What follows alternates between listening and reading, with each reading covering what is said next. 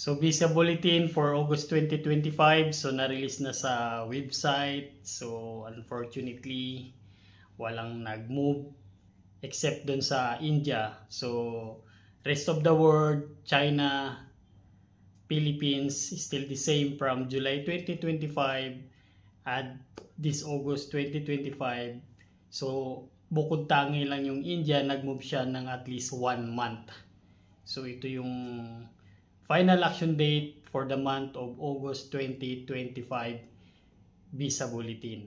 Pero syempre hindi man siya nag-move forward, at least hindi naman siya nag-move backward. So talagang nangyayari to kung titingnan nga natin yung mga previous history ng mga fiscal year, pag nagtatapos na pagka last 3 months or 2 months, usually hindi na siya nag-move forward. So parang ito na yung pinaka good news natin na at least hindi siya nag-move backward, nag-stick lang siya dun sa final action date ng February 8, 2023 for Philippines.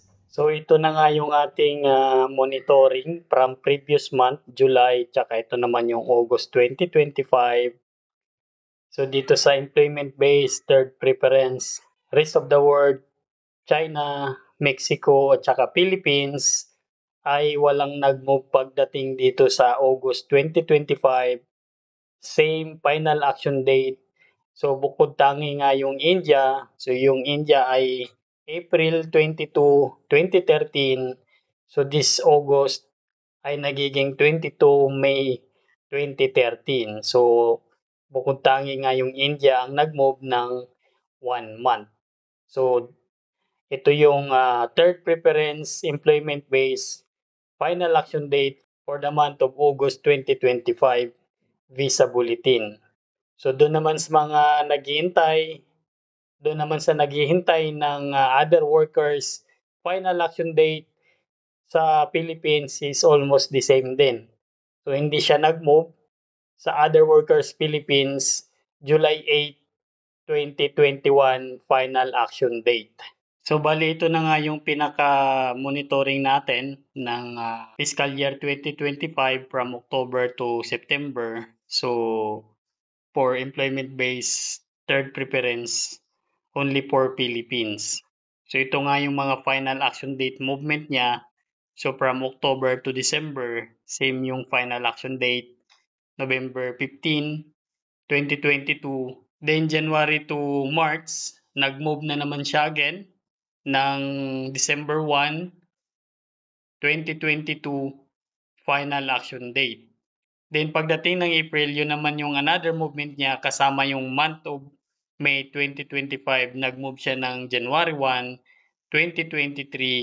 Then June to August, ito na yung pinaka last movement niya na February 8, 2023. So dito nga sa month of July 2025, so medyo naiwan nga tayo dito sa rest of the world tsaka Mexico.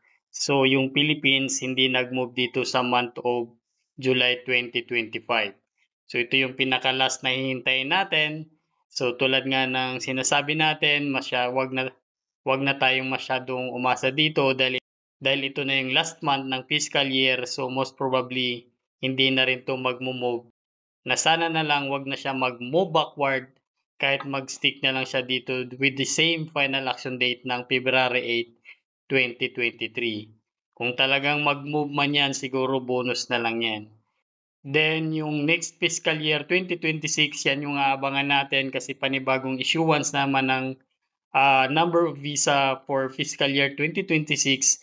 So, hopefully, mag-move forward na yan at yun nga yung sinasabi natin, sana ma-reach na rin natin yung level ng final action date, yung April 1, 2023, this coming October or November, first 2 months of fiscal year 2026. Then sama na rin natin yung update ng final action date ng family-sponsored preference. So ito na yung pinaka-August 2025 final action date. So ito naman yung Philippines.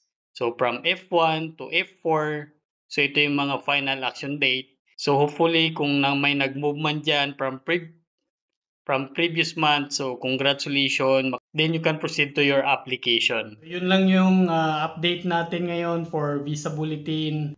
So aabangan na naman natin yung last month ng fiscal year 2025, which is yung September 2025. So tulad nga ng pinag-uusapan natin, maybe wala na tayong i-expect dito kasi ito na yung pinaka last month for fiscal year 2025. So abangan natin yung October 2025, first month for fiscal year 2026, kasi panibagong issuance na naman ng mga number of visa na may issue na naman dito sa employment-based preference. So hopefully na mag-move na siya this coming fiscal year 2026 for the first month, October or even November.